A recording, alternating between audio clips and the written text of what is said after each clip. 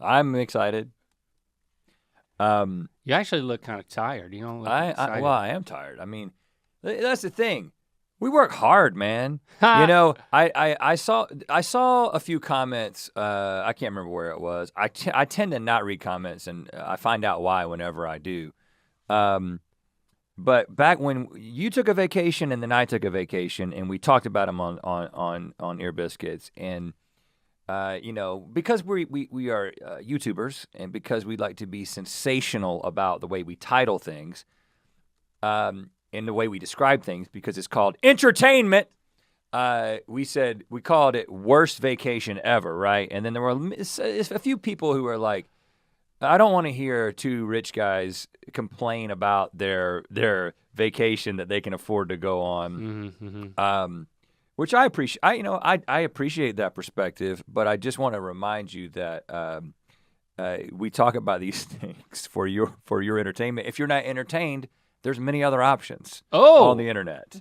Don't send them packing, man. Well, no, please don't go. What I'm Please saying don't go. is that please like us. what I'm saying is we work very hard for your entertainment and also for the lifestyle that we would like to live. And that involves doing things like going and visiting your children when they go off to college, or taking your wife on a nice little trip away. We're not going to apologize about those choices. And when we do them, we're going to come back and we're going to talk about them on this podcast. Oh, You have the privilege and the freedom to comment about how you feel like we're two privileged rich dudes who complain about things, because we are two privileged rich dudes who do complain about things for your entertainment. And we're going to continue to do that. We'll complain about the things that are that bug us, and we'll celebrate the things that please us. And you're welcome to come along for the ride. But we're going to do what we want to do. That's one take. I think the other take is I'm like, ooh, I'm cringing inside, because like I'm very self-conscious about like, okay, having money. It's a hang up of mine. Like I wasn't planning on talking about this, but you talked about how I look tired, and the reason I look tired is because I'm a middle-aged man who works his ass off running a company and making then you feel like entertainment. you have to apologize for complaining about your vacation, which you only did for entertainment purposes. Right. I get that. I totally get it. I am not disagreeing. There is something about the evolving relationship that we have with Mythical Beast, casual fans. I'm making a list now. Just interloping commenters, and sometimes so there's like different categories of people that we can get feedback from. Sometimes you don't know how to weight that feedback. So on one hand, I don't want to be like, well, I don't listen to any feedback. And I'm not saying that. But like I was telling you, I was listening I think we demonstrated that we listened to quite a lot of feedback. Yeah. Take that into account. If anything, a healthy exercise for us, and I think this is maybe what you're kind of embodying at this point, is that since our tendency is to be so sensitive isn't the right word, but there's a high fidelity to the give and take between us and the vocal Mythical Beast, the feedback that we get. It is very important. It's very valuable. If anything, we need to guard against overweighting that and not going with our gut sometimes, or not being ourselves, or saying, I'm doing this for entertainment value, or I'm doing this to reach somebody, but it can be misunderstood. Well, I don't know what my point is, so you tell me where I'm going with this. I think that there is a difference between accountability and like cowering and fear, right? About being yourself. So, for instance, and I see that also, myself sometimes. we have a big team, and they do read all the comments, and they know exactly what people are saying. So it's not good point. The team is listening and then telling us. So the team is listening. Recent example, we did an episode of GMM where it was our can we follow directions in a different language, and we decided we wanted to feature American Sign Language on that episode, and we had a deaf person lined up to be the person to do sign language, because again, representation is important to us, and we were like, we want to get a deaf person to actually do this. They unfortunately, and our team, and by the way, our team knew that. It's not something we needed to tell them. Like the GMM team already knew that. So that's what they were working on. Of course. You know, it's like it's not something we had to like, well, make sure you do it this way. Or Yeah, and so they were going about it in a way that I feel good about. That person was unable to make it.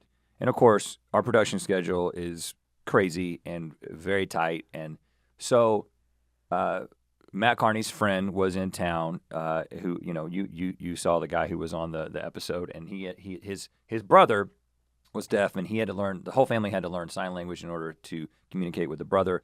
So we were like, oh, that's a cool story, and it's not exactly what we wanted, which was a deaf person, but we made a decision to still move forward to be able to have ASL featured on the show. And of course, we got immediate feedback from a number of people about how this was not inclusive to the deaf community. And you know what? We totally understand that, and we listen to that feedback. And I think that, you know, I think moving forward, it'd be like, okay, even though we know the backstory, which is we had somebody who was ready to go who was deaf, and then we ended up using a non-deaf person or a hearing person, because that's a difficult thing to explain and contextualize, and we did run the risk of making the deaf community feel excluded, maybe we should have taken a different tack. And this is great feedback, and we'll take it into account moving forward. And we commented on the people on Twitter who said it. We commented on a TikTok video. That's accountability, and that is something that we listen to. But me being a person of privilege and wealth because of all the success that we have garnered for reasons that are we're just very fortunate and very lucky, and right timing and things have gone right. And we do live an unusual lifestyle. But that is the life that we live.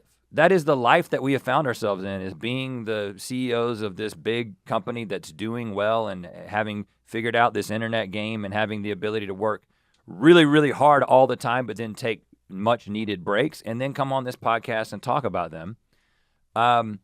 I understand that if you are not in a situation where you can afford a vacation, or you don't have a job that pays well, you don't have a job that you even enjoy, that it may be difficult to listen to us say that we do enjoy our job and we do make a lot of money and we do go on vacation.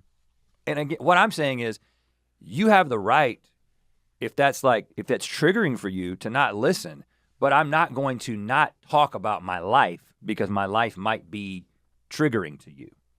And I just think that there's a place where you have to draw the line. I want to be sensitive to it, and I don't want to make this podcast all about two rich guys talking about all the rich guy stuff that they do, because that would be stupid. But if we don't do that, I don't think. But the podcast is about our lives. I mean, right. that is it. This is so what this you signed is up us for. Being ourselves. And so I'm not going to apologize for being myself. But if we say something, but we are two middle-aged dudes from rural North Carolina who have changed a whole hell of a lot over the course of the past 20 years. And there's still things that we're learning, and there's things that we don't know. And so when our more informed, more sensitive audience lets us know where we've missed the mark, we do listen. But I don't think that two guys talking about their vacation, and if I had a bad vacation, complaining about that vacation, that's a place where I'm not gonna let people bully me into not talking about it. That's all I'm gonna say about that. I was thinking the same thing this morning when I was brushing my teeth with ground up diamonds. You know, I found that like the abrasive properties of the most expensive diamonds really do a great job cleaning my teeth. Yeah, I found that as well, Link. Right. Of course, you're using my leftover diamonds. Yeah, because I'm a cheapskate. Because I get them first. Right. I buy them off of you because I put them in my mouth first. I don't pay retail. Yeah. I mean, my children use them. I am still a cheapskate.